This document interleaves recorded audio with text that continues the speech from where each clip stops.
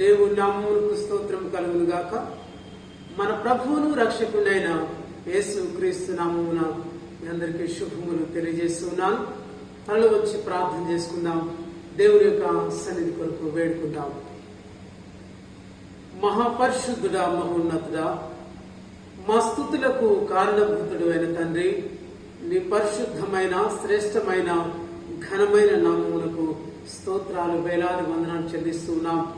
మా జీవితాలు మీరు అనుగ్రహించిన మరొక నూతన దినములో ప్రభువా, ఈ వాక్యాన్ని ధ్యానించడానికి, నిన్ను స్తుతించడానికి, నిన్ను ఆరాధించడానికి, మా ఆత్మీయ జీవితంలో ప్రభువా దినదినము నాయన వర్ధిల్ల చేయబడటానికి మీరిచ్చిన గొప్ప భాగ్యం బట్టి, గొప్ప అవకాశాన్ని బట్టి మీకు స్తోత్రాలు చెల్లిస్తూ ఉండగా ప్రభువా, ఇటు డివోషన్ అంతటి ద్వారా మీరే మహిమ ఘనత ప్రభావాలు పొందుకోమని, మా జీవితాలకు ఆశీర్వాదకరముగా మలుచుమని క్రీస్తు పేరిట వేడుకొంచున్నాం తండ్రి, ఆమేన్.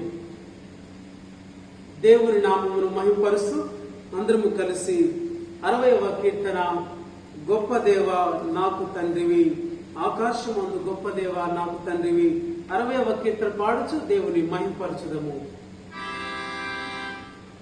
గొప్ప దేవా నాకు తండ్రివి, ఆకాశమందు గొప్ప దేవా నాకు తండ్రివి,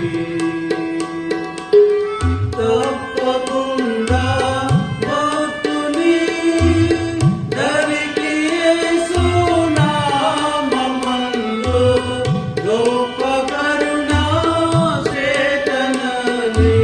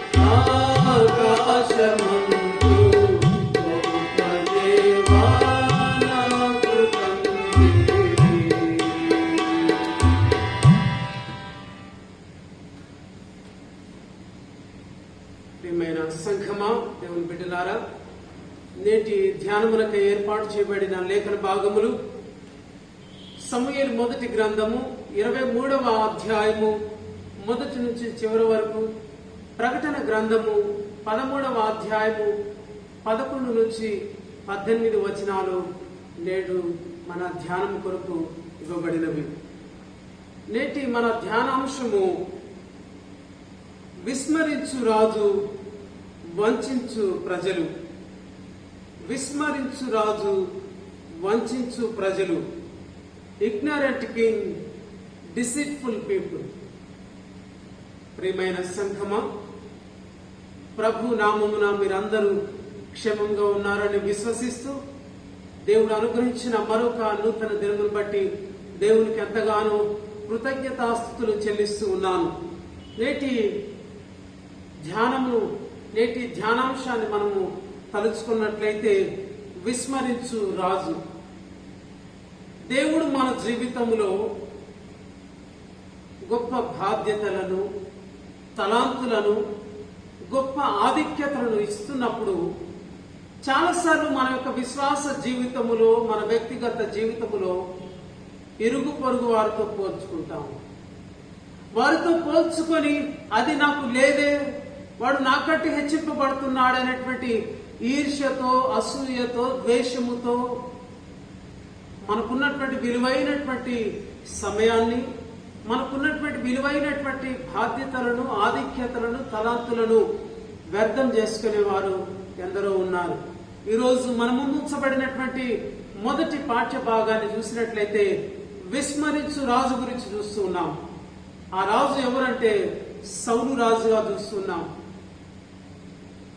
దేవుడు సౌలును ఎంతగా హెచ్చించాడో గత వాక్య ధ్యానాల్లో మనం చూస్తూ ఉన్నాం. ప్రతిదిన ధ్యానాల్లో సమూయేలు గ్రంథాన్ని మనం ధ్యానిస్తూ ఉన్నాం. గార్దబాలు వెతకటానికి వెళ్ళినటువంటి సౌలును దేవుడు ఇశ్రాయేలు రాజుల చరిత్రలో ప్రప్రథమ రాజుగా దేవుడు ఎంచుకున్నాడు. అదొక చరిత్ర. తన జీవితంలో తాను దాన్ని కోరుకోలేదు, కానీ దేవుడు తను అంతగా హెచ్చించినట్లయితే, దేవుడు ఎంతగానో హెచ్చిస్తే తన క్రింద ఉన్నటువంటి, గత వారం మనం ధ్యానం చేశాం, సుబుద్ధి కలిగినటువంటి సేవకుడు దావీదు సౌలు దగ్గర సేవకుడుగా ఉన్నాడు. కానీ సౌలు రాజు ప్రతి సమయము దావీదుతో పోల్చుకుంటూ, దావీదు మీద విషపు చూపుతో, దావీదు పట్ల ఈర్ష్యతో, దావీదు పట్ల అసూయతో తన జీవితాన్ని కొనసాగిస్తున్నట్టుగా చూస్తూ ఉన్నాం. తను ఒక రాజుగా, ఇశ్రాయేలు యూదా రాజ్యానికి, ఉమ్మడి రాజ్యానికి ఒక రాజు. ఎంత గొప్ప ఆధిక్యతను దేవుడు ఇచ్చాడు, ఎంతగా దేవుడు హెచ్చించాడు. కానీ దాన్ని మర్చిపోయి తాను ఒక రాజు, తను ఒక బాధ్యత కలిగినటువంటి వ్యక్తి, తాను తన ప్రజలను ఫిలిస్తీన్ల నుంచి, శత్రు సైన్యం నుంచి తప్పించాలి అనేటువంటి బాధ్యతను విస్మరించాడు. దేవుడిచ్చిన ఆధిక్యతలను తను మర్చిపోయి వాటన్నిటిని పక్కకు పెట్టి కక్షతో, అసూయతో, ఈర్ష్యతో దావీదును తరుముతూ చంపడానికి తను ప్రయత్నం చేస్తున్నట్టుగా చూస్తున్నాం. ప్రియమైన దేవుని బిడ్డలారా, అందులో భాగంగానే, అందులో ఒక అడుగుగా సౌలు చేసినటువంటి ఎంత ఘోర పాపాన్ని చేశాడో ఈ యొక్క భాగాలు మనం చూస్తూ ఉన్నాం. దానికి నేపథ్య భాగంలో మనం చూసినట్లయితే, ఇదే సమూయేలు మొదటి గ్రంథం 22వ అధ్యాయంలో మరి సౌలు యొక్క పశువుల కాపరులకు పెద్ద అయినటువంటి దోయేగు వచ్చి చెప్తూ ఉన్నాడు, అయ్యా, దావీదు అహీమెలెకు దగ్గర ఉంటూ ఉన్నాడు, యాజకుడైన అహీమెలెకు వద్ద నోబు పట్టణంలో ఉంటున్నాడని దుష్టుడైన ఎదోమీయుడైనటువంటి దోయేగు వచ్చి సౌలుకు చెప్తూ ఉన్నాడు. ఇగో నోబు పట్టణంలో యాజకులు యొద్ద దావీదు ఉంటూ ఉన్నాడు, అహీమెలెకు దావీదును చేర్చుకున్నాడని చెప్పినప్పుడు సౌలు అటరాని కోపముతో తనలో ఉద్రేకముతో బయలుదేరుతూ ఉన్నాడు. దావీదును చంపడానికి బయలుదేరుతున్నాడు.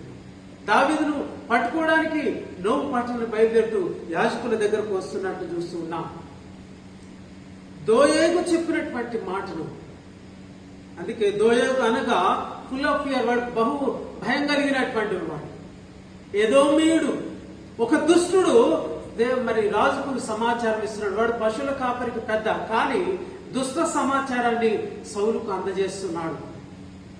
దోయేగు సౌలు యొద్దకు వెళ్లి ఇగో యాజకుల యొద్ద దావీదు ఉన్నాడు అని ఇచ్చినటువంటి సమాచారాన్ని బట్టి సౌలు తీసుకున్న నిర్ణయాన్ని మనం చూసినట్లయితే, సౌలు ఈ యొక్క పట్టణానికి వచ్చి, నోబు పట్టణానికి వచ్చి ఏఫోదు ధరించినటువంటి యాజకులందరినీ సంహరించడానికి తను ఆజ్ఞిస్తున్నట్లుగా చూస్తున్నాం. ఏ యాజకుల చేత తాను దేవుని యొక్క దర్శనాన్ని తెలుసుకోవడానికి ప్రయత్నించాడో, ఇప్పుడు ఆ యాజకుల్ని చంపడానికి సౌలు అడుగు వేస్తున్నట్టు చూస్తున్నాం. ఎంత పాపాన్ని ఒడిగట్టుకోవడానికి సిద్ధపడుతున్నాడు. దేవుని దృష్టిలో ఎంత ఘోరమైనటువంటి పాపాన్ని చేయడానికి సౌలు సిద్ధపడుతున్నాడు.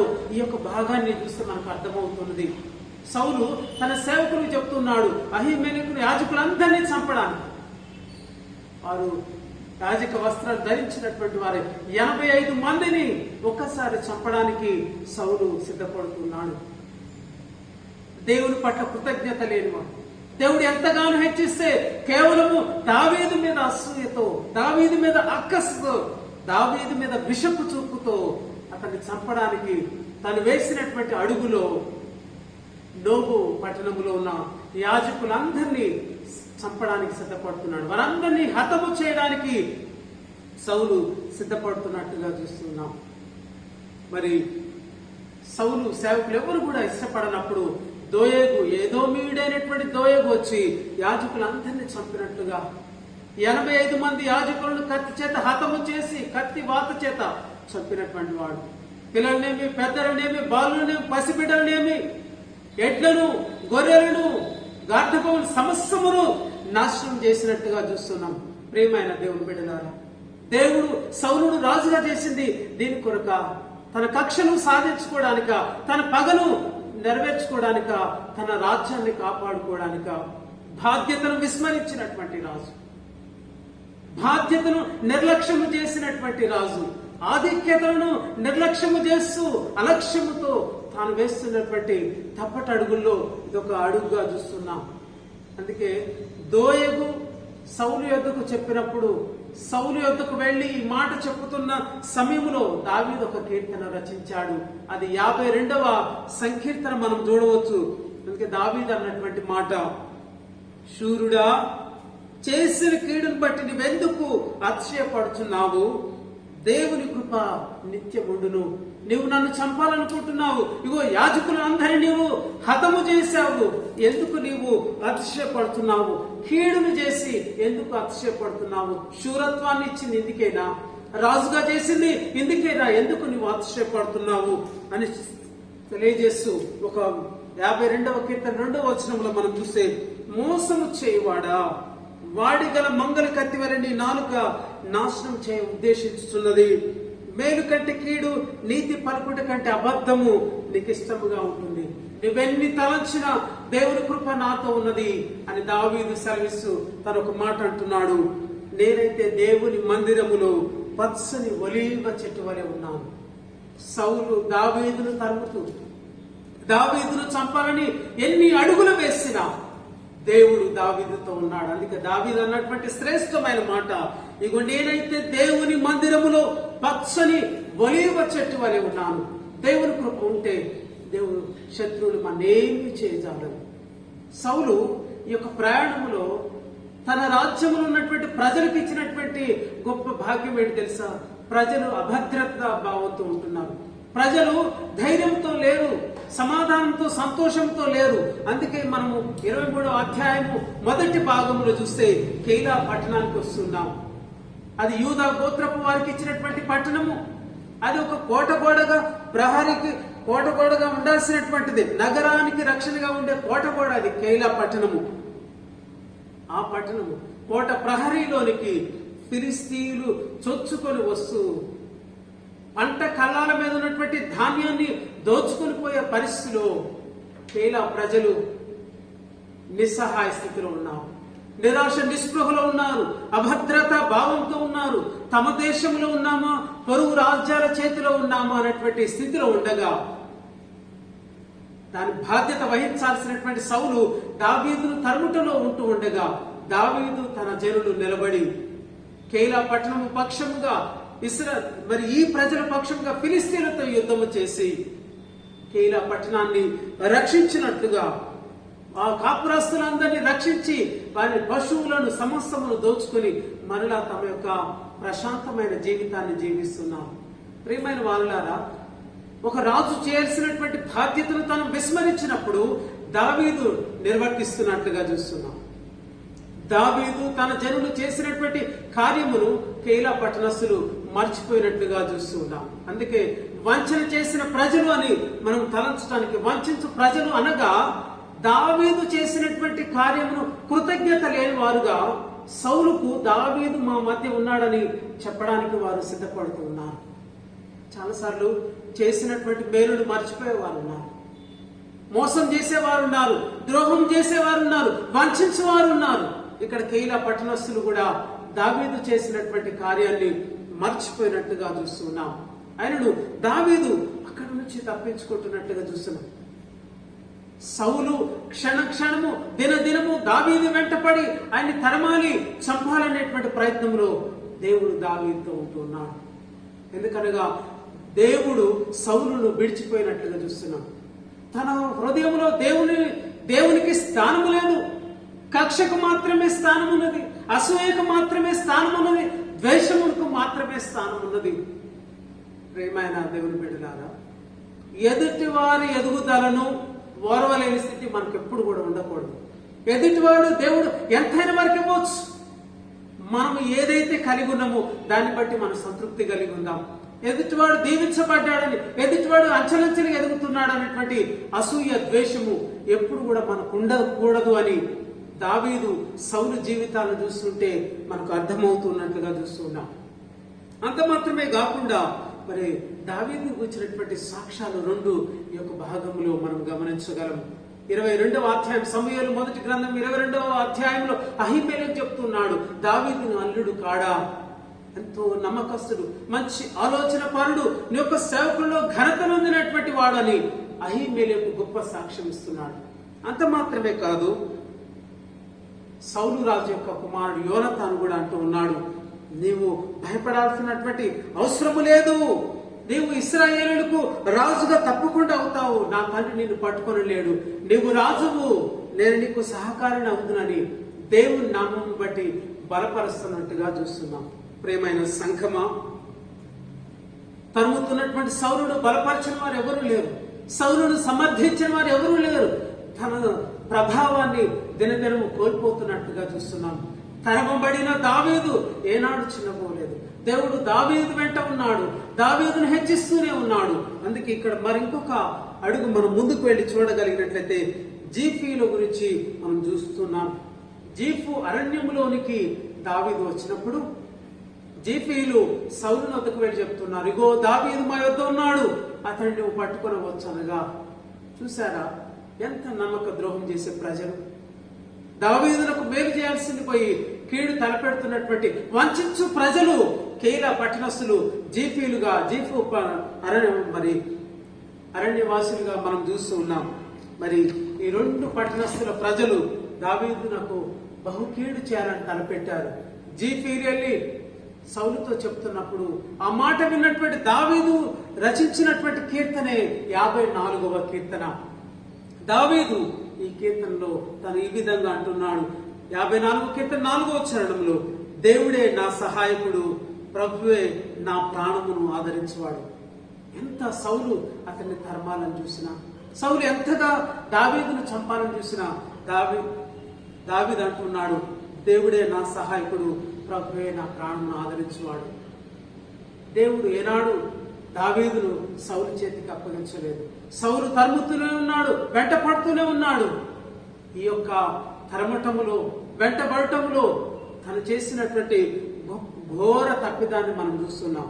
రాజ్యాన్ని విస్మరించాడు, ప్రజలను విస్మరించాడు, తన బాధ్యతను విస్మరించాడు. గనుక తను వింటున్నటువంటి మాట, ఇగో ఫిలిస్తీయులు తన యొక్క రాజ్యములోనికి దండెత్తటానికి వస్తున్నట్టుగా గమనిస్తున్నాడు. బాధ్యతను విస్మరిస్తే రాజు, ప్రజలు కూడా యథావిధిగా ఉంటారు, భయభ్రాంతులకు గురవుతారు, వారు కూడా నెమ్మది లేకుండా సమాధానం కోల్పోతారు. కనుక మరి సౌలు యొక్క అని ఎటువైపు నడిపించిందంటే శత్రువులు కూడా సౌలు యొక్క తన మనస్సును అధ్యయనం చేయగలిగారు. సౌలు దావీదు వెంట పడుతున్నాడు, దావీదును తరుముతున్నాడని గ్రహించినటువంటి శత్రువులు ఫిలిస్తీయులు రాజ్యంలోనికి దండెత్తుతున్నట్లుగా చూస్తున్నాం. ఈ యొక్క లేఖన భాగాన్ని ధ్యానిస్తున్న మనము ఏనాడు కూడా మన బాధ్యతల విషయంలో దేవుడు మనకు అప్పగించినటువంటి వాటిని నిర్లక్ష్యము చేయవద్దు, అలక్ష్యము చేయవద్దు. వాటిని కాపాడి వాటిని వృద్ధి చేసుకొని తద్వారా దేవునికి మహిమ తీసుకుని వచ్చేటువంటి బిడ్డలుగా ఉండాలని ఈరోజు అంశము మనతో మాట్లాడుతుంది. రెండవ పాఠ్య భాగంలోనికి మనం వెళదాం. ప్రకటన గ్రంథము 11వ అధ్యాయాన్ని 13వ అధ్యాయం 11 నుంచి 18 వచనాలు నేటి ధ్యానమునకై ఏర్పాటు చేయబడి ఉన్నవి. ప్రకటన గ్రంథము 13వ అధ్యాయంలో మనం చూసినట్లయితే అక్కడ రాయబడినటువంటి మాట దుష్టత్రయాన్ని మనం చూస్తున్నాం. దుష్టత్రయం ముగ్గురు అక్కడ కనబడుతున్నారు. ఒకటి ఘట సర్పం, రెండవది మొదటి క్రూర మృగం, రెండవ క్రూర మృగం. మూడు మనకు కనబడుతున్నాయి. 13వ అధ్యాయం మొదటి భాగంలో మనం చూసినట్లయితే మొదటి క్రూర మృగం సముద్రము నుండి పైకి వస్తున్నట్లుగా చూస్తున్నాం. సముద్రము నుండి పైకి వస్తున్నటువంటి ఈ మృగానికి 10 కొమ్ములు ఉన్నట్టుగా 7 తలలు కలిగినట్టుగా చూస్తూ ఉన్నాం. దాని యొక్క ముఖము చిరుత పులి, దాని పాదాలు ఎలుగు వంటివి, దాని నోరు సింహం వంటిదిగా ఉంటున్నది. ఇదే మాటను దానియేలు గ్రంథము మనం 7వ అధ్యాయంలో చూడవచ్చు. దానియేలు గ్రంథములో ఇదే మాటను చిరుత పులి, ఎలుగు వంటి, సింహం వంటి రూపాలతో వర్ణించినటువంటి క్రూర మృగము దానియేలు గ్రంథములు కూడా రాసినట్టుగా చెప్పబడుతుంది. ప్రియమైన దేవుని బిడ్డలారా, 13వ అధ్యాయం మొదటిలో మొదటి క్రూర మృగం గురించి రాయబడింది. దానిని వేదాంత పండితులు అంటున్నారు అది అంత్యక్రీస్తుగా చెప్పబడుతున్నట్టు చూస్తూ ఉన్నాం. దానికి ఘట సర్పము అన్ని అధికారాలు సింహాసనం మీద కూర్చుండటానికి ఆ అధికారం ఇచ్చినట్టుగా చూస్తూ ఉన్నాం. అది రాజకీయ నాయకుడితో పోలుస్తున్నాడు, రాజకీయ శక్తి కలిగిన దానిగా పోలుస్తున్నాడు అంత్యక్రీస్తు. రెండవది 13వ అధ్యాయం 11 నుంచి మనం గమనించినట్లయితే రెండవ క్రూర మృగము అది భూమి నుండి పైకి వస్తున్నట్లుగా చూస్తున్నాం. భూమి నుండి పైకి వచ్చేటువంటి క్రూర మృగము అది ఎలా ఉన్నదంటే చూడటానికి గొర్రె రూపం కలిగి ఉన్నట్టుగా చూస్తున్నాం. అది గొర్రె వలె కనపడుతుంది, కానీ అది ఘట సర్పం లాగా మాట్లాడుతుంది. రూపం ఒకలాగుంటది, మాట ఒకలాగుంటది. ప్రేమైన దేవుని బిడ్డలారా, రూపాలు మారుస్తూ ఒక రూపమును ధరించి ఇంకొక మాట మాట్లాడు. సర్పం అనగానే మోసం చేయనది, యుక్తిగా ప్రవర్తించేది. ఇదిగో మనుషులను మారు వేషములో మోసం చేయనది ఈ రెండవ క్రూర మృగం. అందుకే దీనిని అబద్ధ ప్రవక్త అన్నట్టు. మొదటి క్రూర మృగం అంత్యక్రీస్తు అయితే రెండవ క్రూర మృగం అబద్ధ ప్రవక్త. వీరిద్దరితో కలిసిపోయింది ఘట సర్పం లూసిఫర్. వీరు కలిసిపోయి లోకమును వంచన చేయడానికి, దేవుని యొక్క బిడ్డలను తప్పుడు మార్గంలోనికి నడిపించడానికి, లోకము నుంచి లోకాశల వైపు నడిపిస్తూ వారిని దేవుని నుంచి దూరం చేస్తున్నట్లుగా మనం గమనిస్తున్నాం. అందుకే ఈ యొక్క అబద్ధ ప్రవక్త, ఫాల్స్, దీని గురించి మనం చూస్తున్నాం.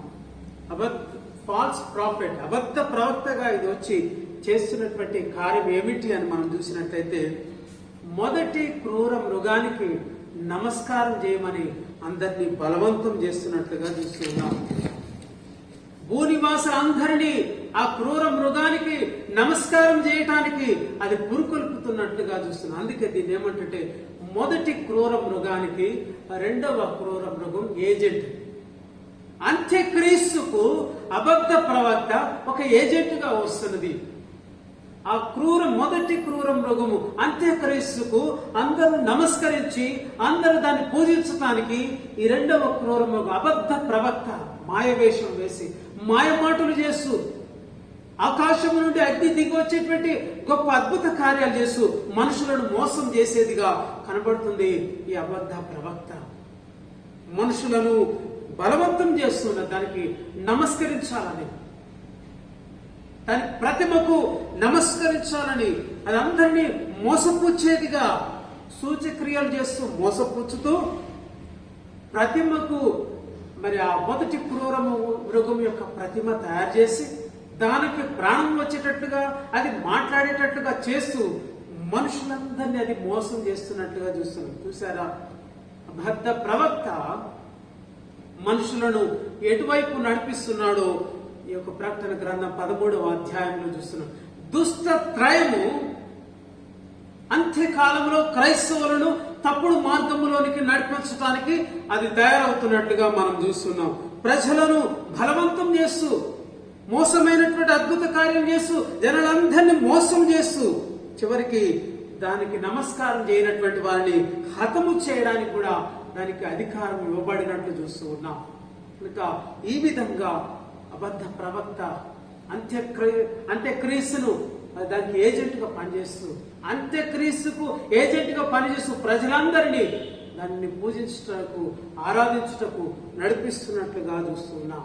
ప్రియమైన దేవుని బిడ్డలారా, అందుకే యేసుక్రీస్తు ప్రభువారు సువార్తలో సెలవిస్తున్నాడు, అబద్ధ ప్రవక్తలను గూర్చి జాగ్రత్త పడుడి, వారు గొర్రె చర్మమును వేసుకుని మీ వద్దకు వద్దురు గాని వారు లోపల క్రూరమైన తోడేళ్లు. ఇగో మరి ఈ యొక్క భాగాన్ని మనం గమనించినట్లయితే కొంతమంది వేదాంత పండితులు అంటున్నారు, యోహాను రాసినటువంటి ప్రకటన గ్రంథ సమకాలీన ఆ సమయంలో మరి చక్రవర్తి రోమా సామ్రాజ్యపు చక్రవర్తులు కూడా క్రీస్తుకు బదులుగా తమ్మును ఆరాధించాలని వారు తమ ప్రతిమను తయారు చేసి గుళ్ళను కట్టించుకున్నట్టుగా చూస్తున్నాం. క్రీస్తుకు బదులుగా కైసరును చక్రవర్తిని ఆరాధించాలని వారు ఆజ్ఞించినట్టుగా చూస్తున్నాం. మొదటి శతాబ్దంలో నీరో, డొమిషియన్ చక్రవర్తులు, ఆ తర్వాత కాలంలో అనేకులు తమను తాము దేవులుగా ప్రకటించుకున్న వారు ఉన్నారు. అందుకే ఈ ప్రకటన గ్రంథము చాలా వైవిధ్యభరితమైన వర్తమాన భూత భవిష్యత్ కాలాల్లో దీన్ని అన్వయించుకోవడానికి ఉంటూ ఉన్నది కనుక మరి మరొక పండితులు దీని గురించి మాట్లాడుతూ అంత్యకాలములో అంత్యక్రీస్తు వచ్చి అబద్ధ ప్రవక్త ద్వారా ఏ విధంగా మనుషులను దేవుడి నుంచి మరి ఇటువైపు మరలుస్తూ దేవుడి నుంచి మనసులను చెరిపివేస్తూ దేవునికి దూరంగా తీసుకుని వెళ్తాడో ఈ గ్రంథములో చెప్పబడుతుంది. అందుకే తెస్సలోనికైలకు రాసిన 2వ పత్రిక 2వ అధ్యాయము 4వ వచనంలో అపోస్తలుడైన పౌలు స్పష్టంగా సెలవిస్తున్నాడు. తెస్సలోనికైలకు రాసిన 2వ పత్రిక 2వ అధ్యాయం 4వ వచనంలో ఏది దేవుడు అనబడునో ఏది పూజింపబడునో దానంతటిని ఎదిరించుచు దానంతటికి పైగా వాడు తను తానే హెచ్చించుకొనును, తాను దేవుడనని తను కనపరుచుకొనును, దేవుని ఆలయంలో కూర్చుండును గనుక ఏ విధముగానైనను ఎవడును మిమ్మును మోసపరచనీయకుడి. అంత్యకాలములో మోసం చేయవారు క్రీస్తు యొక్క విశ్వాసము నుంచి వేరే వైపు మరణించే వారు వస్తారు గనుక అపోస్తలుడైన పౌలు సెలవిస్తున్నాడు, ఏ విధముగానైనను ఎవడును మిమ్మును మోసపరచనీయకుడి. అంత్యకాలములో అంత్యక్రీస్తు వస్తున్నాడు, అబద్ధ ప్రవక్త వస్తున్నాడు, ఘట సర్పం వస్తుంది, మోసం చేస్తూ బలవంతముగా హత్య చేయటానికి మరి మోసపుచ్చటానికి వస్తున్నటువంటి ఈ కాలము. ఆది క్రైస్తవ సంఘములో వారు నిలబడ్డారు ప్రభు కొరకు. ఎన్ని శ్రమలైనా వారు నిలబడ్డారు, అన్ని కష్టాలను అనుభవించారు. అంత్యకాలంలో జీవిస్తున్న మనము ఈ యొక్క అబద్ధ ప్రవక్తల చేతిలో పడిపోకుండా మనము ప్రభువుకు సమర్పించుకున్నటువంటి వారమై ఆయన కొరకు గొప్ప సాక్షులుగా ఈ లోకములో జీవించే వారముగా మరి ఈ యొక్క తప్పుడు ఆరాధన వైపు మనం వెళ్లకుండా జాగ్రత్తగా ఎవరు కూడా మనని మోసపరచకుండా వారు చేసేటువంటి సూచక క్రియలు అద్భుత కార్యముల ద్వారా ఎవడును మనల్ని మోసపరచకుండా జాగ్రత్త వాక్యము చేత మనల్ని మనం స్థిరులుగాను జాగ్రత్త పరులుగాను ఈ లోకములో జీవిస్తూ ఆయనకిష్టమైనటువంటి బిడ్డలుగా ఎత్తబడేటువంటి సంఘముగా ఆయత్తపరచబడేటువంటి సంఘముగా దేవుడు మనందరినీ బలపరిచి దీవించి నడిపించునుగాక. ఆమేన్. తలలు వచ్చి ప్రార్థన చేసుకుందాం. మహాపరిశుద్ధుడా, మహోన్నతుడా, దయగలిగిన దేవా, నీ పరిశుద్ధమైన నామములకు స్తోత్రాలు చెల్లిస్తున్నాం. ఈరోజు మీరు మాతో మాట్లాడిన మాటను బట్టి మీకు వందనాలు ప్రభువా. బాధ్యతలను విస్మరించినటువంటి సౌలు గురించి ప్రభువా మీరు మాతో మాట్లాడినందుకు వందనాలయ్యా. నిజమే నాయన, మాకు ఎన్నో తలాంతులు మీరు ఇచ్చారు, ఎన్నో గొప్ప ఆధిక్యతలు మాకు ఇచ్చారు. సంఘములో, సమాజంలో ఎంతగానో మమ్మల్ని హెచ్చరించారు నాయన. వాటిని విస్మరించి వాటి విలువను తెలుసుకోలేక కాలమును వ్యర్థంగా చేసినటువంటి పరిస్థితులు ఎన్నో మాకున్నాయి నాయన.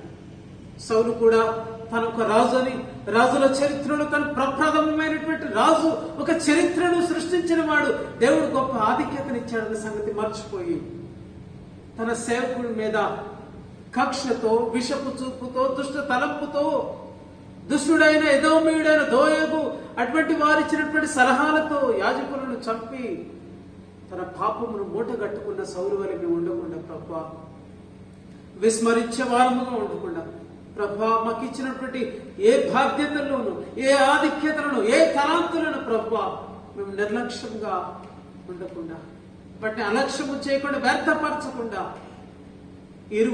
ఇరుగు పొరుగు వారితో మా జీవితాన్ని పోల్చుకోకుండా ఒక ప్రత్యేకమైన జీవితాన్ని మాకు ఇచ్చారు నాయన. ప్రత్యేకమైన ప్రణాళికతో మమ్మల్ని ఈ జీవితాన్ని ఇచ్చారు. ప్రత్యేకమైన ప్రణాళిక, ప్రత్యేకమైన ఉద్దేశము మా పట్ల నీవు కలిగి ఉన్నావని మేము గ్రహించినట్లు ప్రభా నీ కృప మాకు దయచేయండి. ఆయన సౌలు దావీదును తరుముటలోనే తన కాలం అంతా గడిపాడు, తన జీవితం అంతా వ్యర్థముగా పోగొట్టుకున్నాడు ప్రభా. చివరకు తన రాజ్యములోనికి శత్రువులు ప్రవేశించేంతగా తన రాజ్యాన్ని నిర్లక్ష్యం చేశాడు ప్రభా. మాకు ఇచ్చిన వేటిలో కూడా విస్మరించే వారంగా, నిర్లక్ష్యంగా, అలక్ష్యంగా ఉండకుండా నీ కృప దయచేయండి. ద్రోహం చేసేటువంటి కేలా పట్టణస్థుల వలె, జీపీల వలె మేము ఉండకుండా నాయన, మేలు చేసిన వారికి కీడు తలపెట్టకుండా ప్రభా కృతజ్ఞత కలిగినటువంటి బిడ్డలుగా ఈ లోకములో మమ్మల్ని జీవింపచేయు నాయన. కడవరి కాలములో ప్రభా అబద్ధ ప్రవక్త వస్తూ ఉన్నాడు నాయన, అంత్యక్రీస్తు వస్తూ ఉన్నాడు నాయన, ఘట సర్పము నాయన అధికారం ఇస్తూ ప్రతి ఒక్కరిని తమ యొక్క భక్తి నుంచి, తమ విశ్వాసం నుంచి సడలిపోయేటట్లు బెదిరిస్తూ, బలవంతము చేస్తూ నాయన, మోసం చేస్తూ, హతము చేస్తూ నాయన, నీ నుంచి, నీ యొక్క విశ్వాసం నుంచి పక్కకు మళ్ళిస్తూ ఉండగా అంత్య కాలములో కాలాన్ని బట్టి మేము భయపడకుండా చివరి వరకు నాయన, మరణం వరకు నమ్మకంగా ఉంటూ నీకు సాక్షిగా ఈ లోకములో జీవించటకు నీ కృప, నీ సన్నిధి, నీ తోడు మా అందరికి అనుగ్రహించుమని ప్రభా ఈ సమయంలో మా యొక్క సంఘం కొరకు ప్రార్థిస్తున్నాం. మా యొక్క సంఘాన్ని దీవించండి, ప్రతి కుటుంబాన్ని పేరు పేరున దీవించండి, ఆశీర్వదించండి ప్రభా. ఆర్థిక అక్కరలో ఉన్నటువంటి బిడ్డను ఆర్థిక అక్కరలను తీర్చండి. అనారోగ్యంతో, బలహీనతతో ఉన్న వారి కొరకు ప్రార్థిస్తున్నాం నాయన. శరీర బలహీనతల నుంచి, మానసికమైనటువంటి ప్రభా బలహీనతల నుంచి విడుదల దయచేయండి నాయన. ప్రతి విధమైన సమస్య నుంచి, ప్రతి విధమైన శోధన నుంచి, కీడు నుంచి నాయన బిడ్డను తప్పించమని వేడుకుంటున్నాం. మా పట్టణమును, మా రాష్ట్రమును, దేశమును, అధికారులను దీవించండి నాయన, ఆశీర్వదించండి. ప్రస్తుతం నాయన మహమ్మారి చేత, కరోనా మహమ్మారి నాయన ప్రజలను పీడిస్తూ ఉండగా ఎందరో నాయన బలహీనులే, ఎందరో ప్రాణాన్ని కోల్పోతూ ఉన్నారు, ఎందరో హాస్పిటల్లో వైద్యం కొరకు పరిగెడుతూ ఉన్నారు నాయన.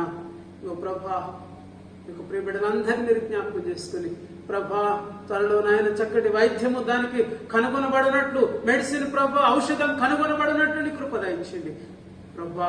మేమందరము క్షేమంగా, సౌఖ్యంగా జీవించి సంఘాల్లో ఆరాధనలు యథావిధిగా కొనసాగునట్లు నీ కృప దయచేయండి నాయన. దీని కొరకు ప్రయాసపడుతున్నటువంటి వైద్య బృందాన్ని, ప్రభుత్వ యంత్రాంగాన్ని మీరు జ్ఞాపకం చేసుకోండి నాయన. మా యొక్క అధ్యక్ష మండలం అంతటిని దీవించండి, దక్షిణ సంఘం అంతటిని మీరు ఆశీర్వదించండి ఆయన. నీ కొరకు నమ్మకమైనటువంటి సాక్షులుగా ఈ లోకములో జీవించినట్లు నీ కృప దయచేయండి.